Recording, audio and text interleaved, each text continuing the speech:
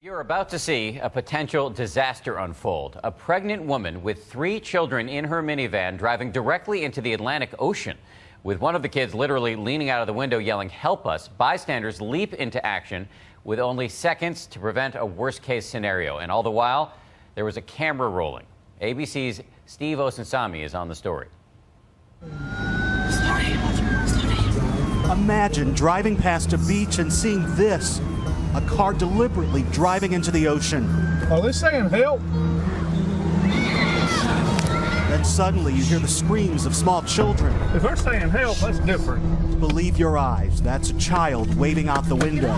You sit still. What would you do? Tim Tessinier didn't hesitate. He jumps out of his car to help, his wife recording it all. And there's one kid in the back seat just screaming, help us, help us. Our mom's trying to kill us. That's when his family vacation in Daytona Beach, Florida turned into a race against time to save 3 little children from a watery grave. All I was worried about was those kids.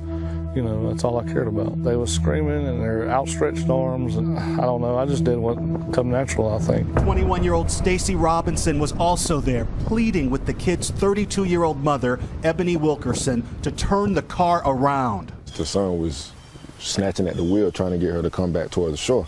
And we're like, "Lady, you got to get out of the water." We're just trying to talk to her, And she looked back at us with this awful blank stare. I've been using the word possessed. I hate to use that, but that's what it looked like. "We're okay." That's all she was saying. "We're okay, we're okay." And the son was tugging on the wheel. When I was speaking to her, her eyes was like, was wide. Wide. They say she just kept driving.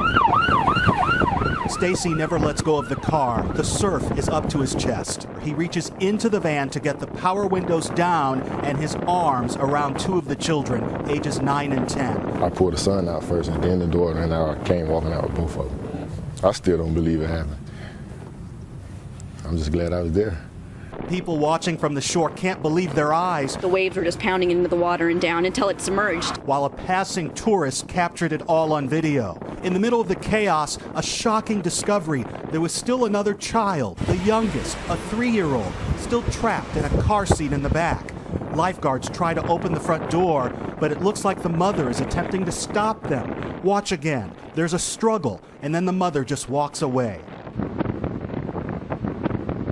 Seconds later, they get the toddler out through the back. God almighty, there's a baby in the car. Michael? One of the 2 lifeguards still inside, barely getting out in time. Watching them carry the kids out of the van was very emotional. We were jumping up for joy and screaming and for goodness, yeah. And just 5 seconds later, look closely. A huge wave that nearly pushes the car out to sea. The waves were strong, the water was cold. They got in the water, got them out of there quickly. If it had been minutes longer, the outcome probably would have been different.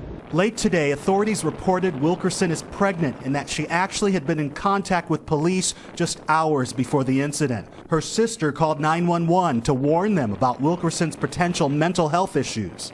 I tried to take her to the hospital yesterday, and she signed herself out today. She's getting a little bit better, but she's still not all here.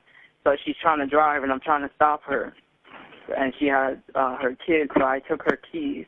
She had some crisis, but they did not meet the criteria to be able to do anything with her at that time. A few hours later, she would end up here. Authorities have yet to file any charges, but she's currently undergoing mental evaluations. Her children are all in state custody. Safe because a few heroes took action in the nick of time.